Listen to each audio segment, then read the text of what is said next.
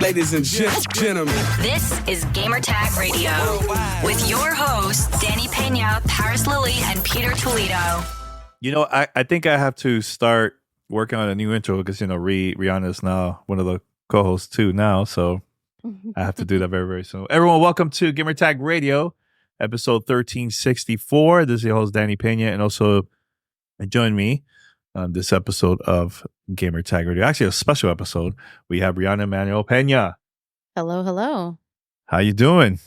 I am well. I'm excited to hear about this game you've been playing. Yes, it's going to be, I'm going to be reviewing Star Wars Outlaws. And shout out to Ubisoft for not only giving me the opportunity to get some hands-on back in, July or something like that, early August.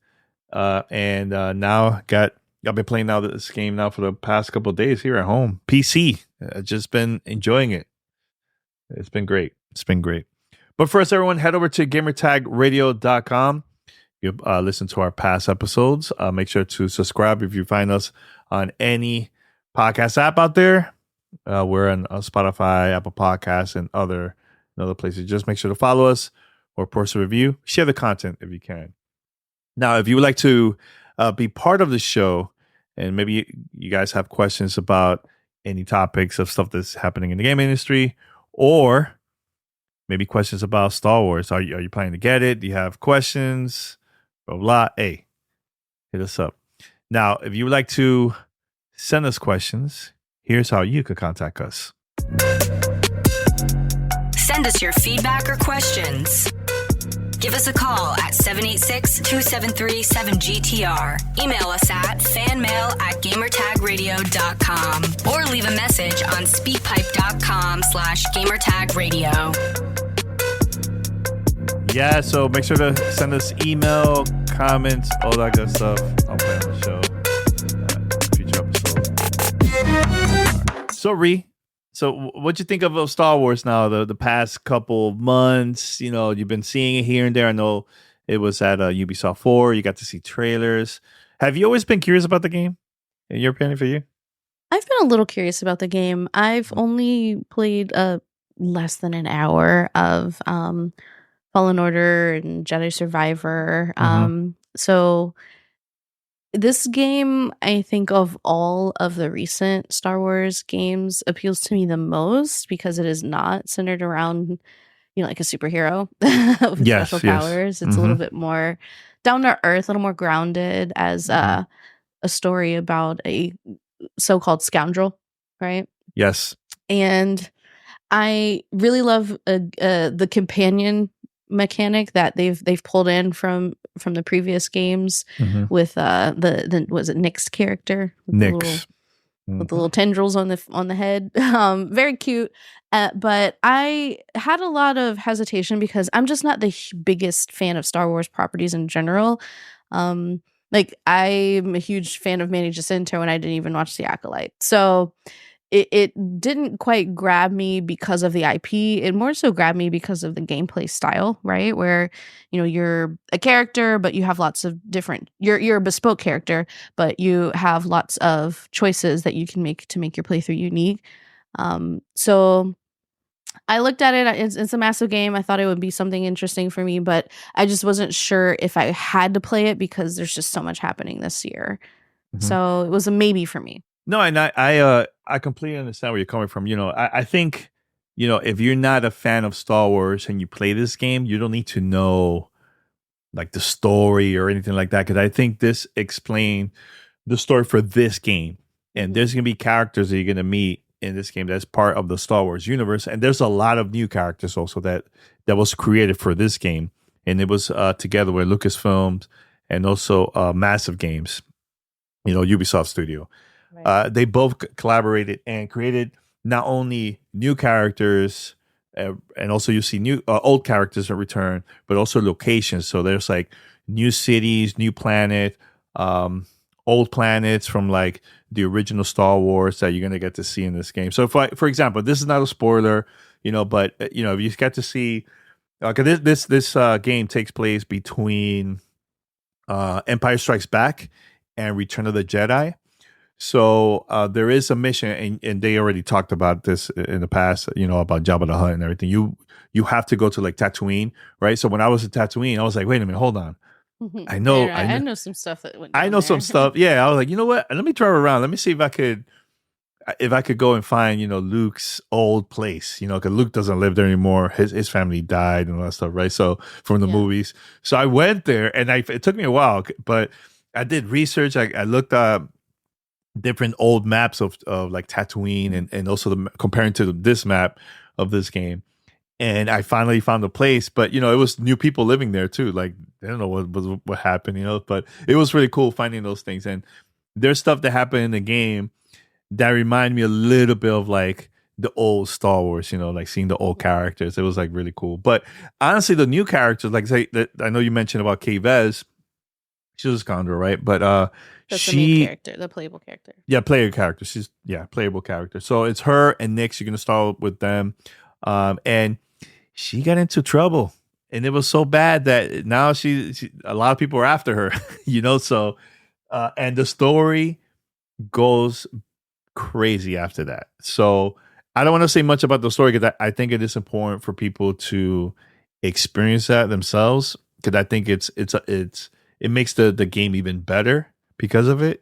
So like, sometimes I get PDF files of like review embargoes, all that stuff, things you could talk about, things you can't talk about.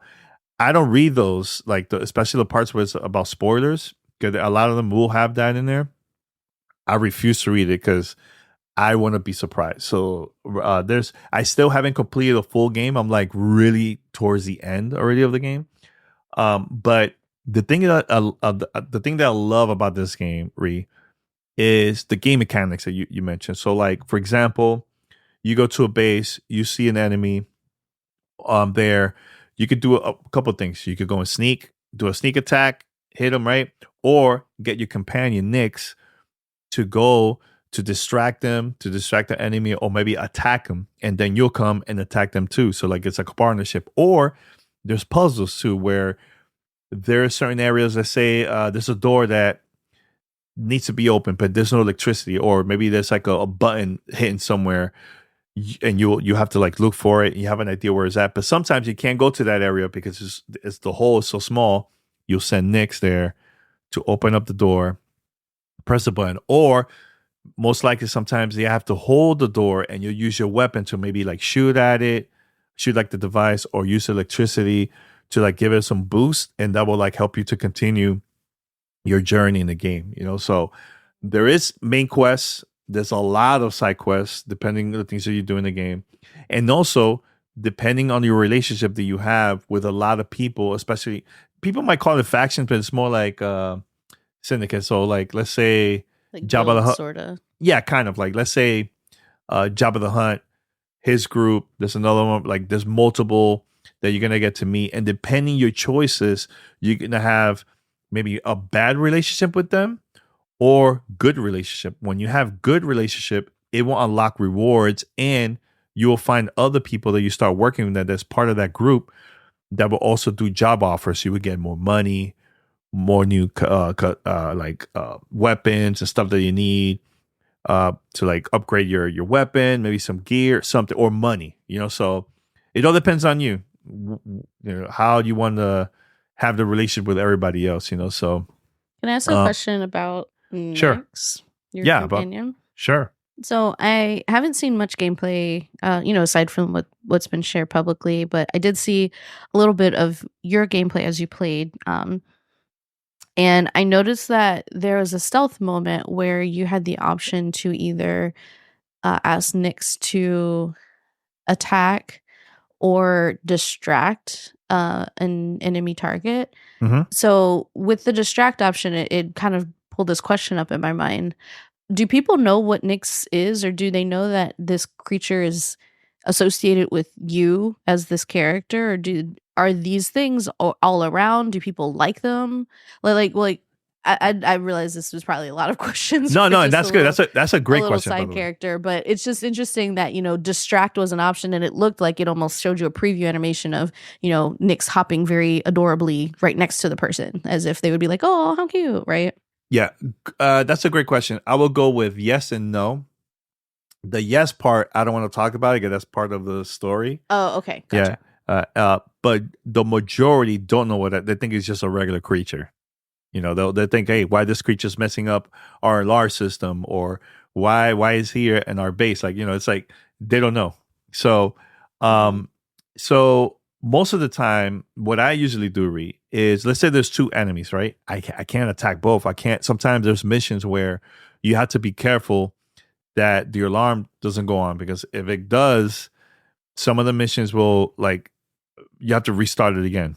You know, it automatically says you failed. You fail, yeah. Sometimes. Oh, okay. But what I do is when I go to like a certain area, I'll go and shut down all the alarms as much as possible. But there's certain enemies that will also call others using their like walkie-talkie or whatever, that will also set the alarm. So I also have to attack them, right? But let's say there's two enemies there, right? And I'm like, okay, I'm going to use Nyx to distract, or the majority of the time attack one, and the other one is not paying attention. I'll beat him up first, and then I'll go to the second one when Nyx is still attacking him, you know? So you could do it like that. So there's a lot of stealth in this game. There's a lot. Because you're not a superhero. You're not a superhero. No. But you do have weapons. Sometimes you could, if an enemy drops a weapon, you could use their guns, grenades, and all that stuff. Yeah, you could use that too. Yeah. But that's the thing I like about this game, Ree, because usually it's always about the Jedi, the Skywalker story and all this stuff.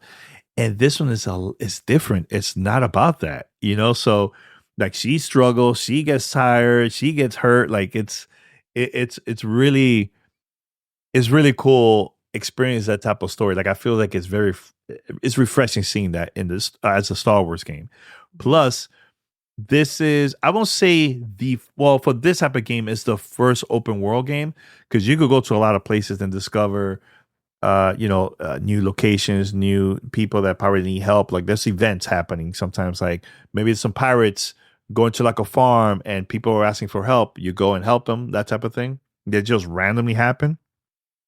Or like there's a lot of places where I haven't really discovered yet that I know there's more quests in there in the game. So other games, sometimes when you play, there's so many quests and it feels like it's just too much. This one seems about right. Like it's not a lot. There's quests to do. There's a lot of job offers, but it's up to you if you want to do it or not. You know. So what I've been doing is I've been casually doing some side quests here and there, but the majority has been just strictly main quests. Want to just stick with the story and so on. So that's what I've been doing. Do all of those quests come from these, faction or guild members, or how do you find quests? Quests.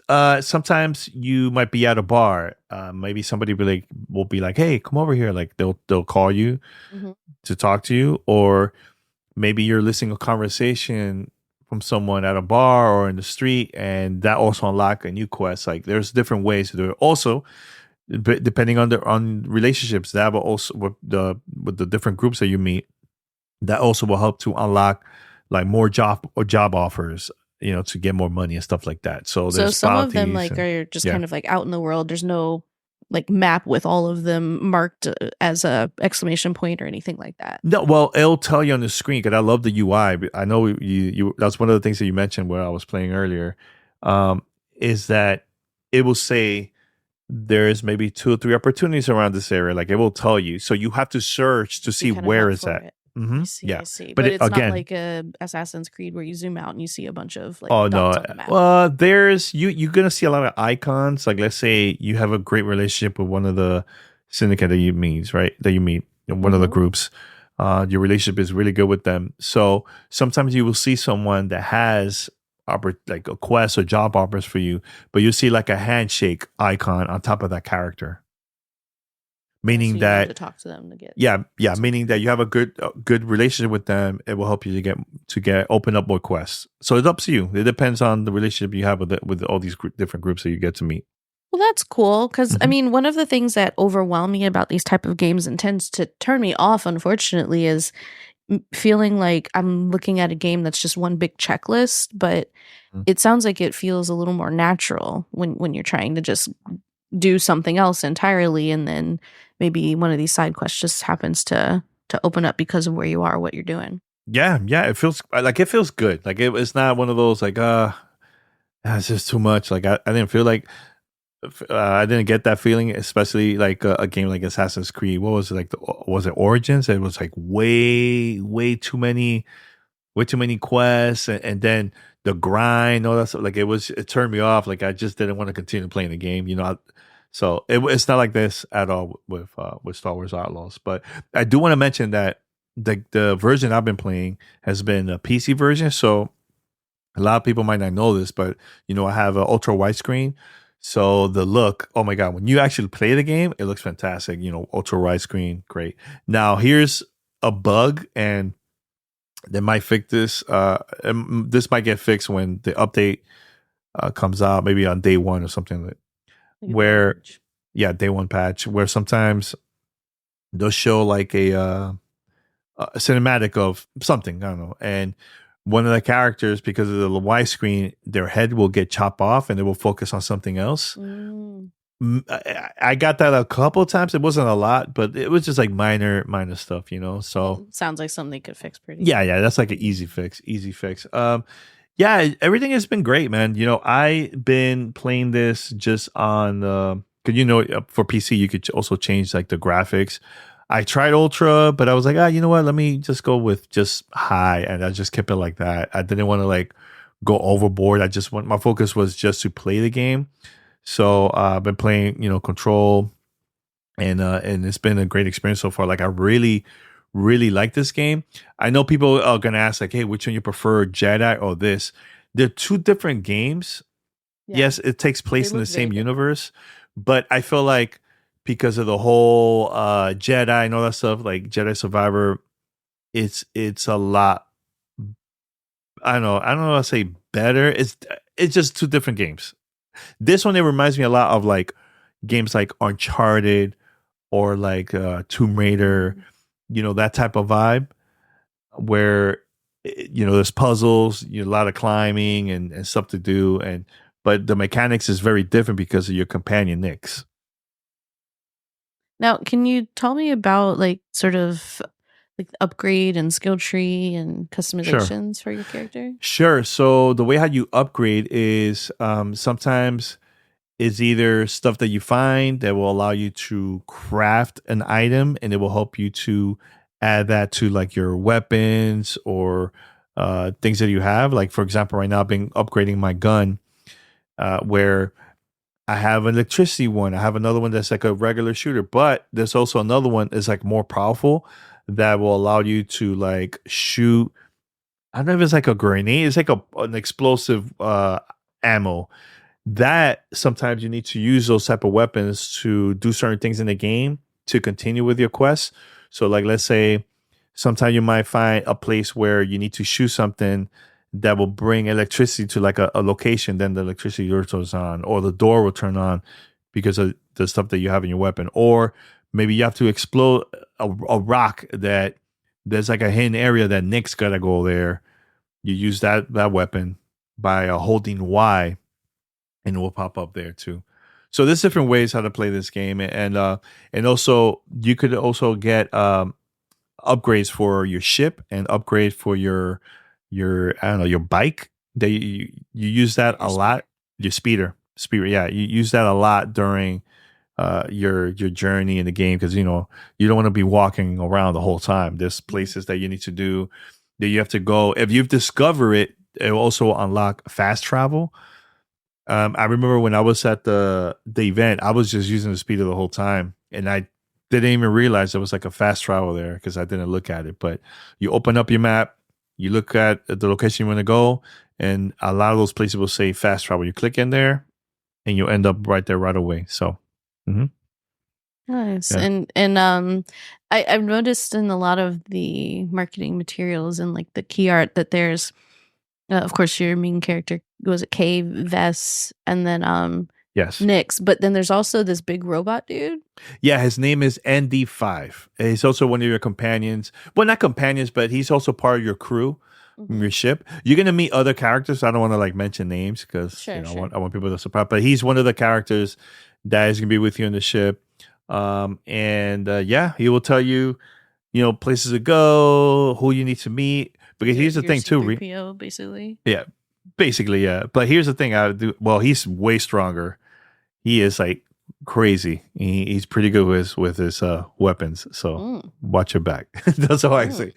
So I'll mention this. So I forgot to mention that sometimes you're gonna meet people within the game that they also will help you upgrade certain things in the things that you use. Either your weapon, either your bike, your speeder, or your ship. And in order to do that, you have to either like save them or do a favor for them, and then they will hook you up, and that will also allow you to unlock a new mission to continue the story. So that's going to happen a lot too. Yeah. Mm-hmm. Okay. Yeah. The game is fun. I really look. I'll tell you the truth. Like I went to the event a couple weeks back that took place here in Los Angeles, and I think the game was fun, right? But I feel like something was missing. And I think I realized what it was. I think not knowing much about the character, and then just started a game from scratch, from like right there, and just I started going to drive around and started to meet people. I feel like there was no introduction, and I feel like there was something missing. But when I started playing the game from the beginning, I got to learn a little bit more about the character, and also next, I'm like, okay. Now I see where this game is going. I think I had a better time playing this at home, learning more about K-Vez and Nyx. That's great. Mm-hmm. Yeah, I think people are gonna like this. Now I don't know how this game is gonna look on consoles. Like, I have no idea because I don't have that version. But I'm very curious to see, graphic wise, how that's gonna look. And also how it plays from like the PS4. PS5, Xbox Series X and S. So we'll see. We'll see once it releases in a couple of days. But I think it's good. I think people are gonna like this, man. I tell you this, like the voice acting is top notch. The story, I gotta give it to Lucasfilm and Massive for creating a cool Star Wars story that's a little bit different, but also at the same time, it felt like a Star Wars game without being a Jedi game. You get what I'm saying? Like it's good. Like there was a couple moments in the game of like missions that I had to do that I was like, wow, that was really cool. Like there was like a lot of moments like that. Yeah. Yep. So yeah, I can't wait for people to play this, man. This is cool, man. I gotta give it to Kimberly Gonzalez. She is the voice actress that did K-Vez. My gosh, she did a phenomenal job, man. Great job with that character. That's awesome. So good. Yeah. So any other questions, Ree? Are you good? Mm-hmm. No, just where, when can people play it, and how yes, do they so get their hands on it? All right, so officially the game, hold on a second, I don't remember what day. I think it's August. It's a couple of days from now. All right, so the game is going to be available on Xbox Series X, S, PC, which is Ubisoft Connect, PS5, streaming platforms. All right, so the game officially comes out August 30th, the same day as Call of Duty beta, which is, oh my God, it's just in 6 days, There's the recording of this in a couple of days. So, yeah, it's going to be fun, It's going to be fun once it comes out. So, if you like this review, please let me know. Ree and we're probably going to be doing more of these in the future too. She's going to be reviewing some games. I'm going to ask her some questions, that type of thing. So yeah, if anybody wants to hear about Crush House, hit us up in the comments. Oh yeah, for sure. And also make sure to check out Danny and the Danny and Riana show. We probably will talk about some stuff there too. So, yeah, Ree, I think that's about it. Yeah. I like the game. I think I'll give this game like an 8. Okay. 8 is you should check it out if you can, kind of a score. Oh, this is like a must, like in my opinion, a must play. Yeah. 8 plus. Okay. 8 plus. Yep. So yeah, that's about it. Guys, thank you for listening to this special episode of Gamertag Radio, Star Wars Outlaws. Shout out to Ubisoft once again for sending us a code. I've been having a great time. A great time. playing this game, and I can't wait to hear more people, their reactions about this. So yeah, it's good. Anything else you want to promote? No, that's just about it. Follow us on socials, like Danny said. Check out the Danny Riana Show, and you can follow me on Twitter at Riana Tweets Now. That's RIANA Tweets Now. Yes. And also, guys, if I gotta mention, in the future, I am planning to talk about Monster Hunter Wilds, which I got to play, and the games that we got to play during the Gamescom. I'll probably have a PAX update because I will be going up to Seattle for the farewell party for What's Good Games. Oh yeah, I forgot you're going. It's very soon. Is this week? Yeah, a couple days away. Yeah. And then when we get back, I'll be playing Astrobot. So ooh, busy couple weeks. I can't wait for that. I think we definitely got to do a full review on that one. Like, that's gonna be fun. It's my most anticipated for the fall, so for sure. Ooh, yeah, that one, and I have two more. I have Dragon Age, the new Dragon Age game, Vanguard, and also Call of Duty, Black Ops 6. Zombies, baby. Woo, it's gonna be fun. All right, one. It's gonna be a fun time. Definitely. All right, one. Thank you for listening to GTR, episode 1364. Wow, it's a lot of episodes. Until next time, we're out. Bye.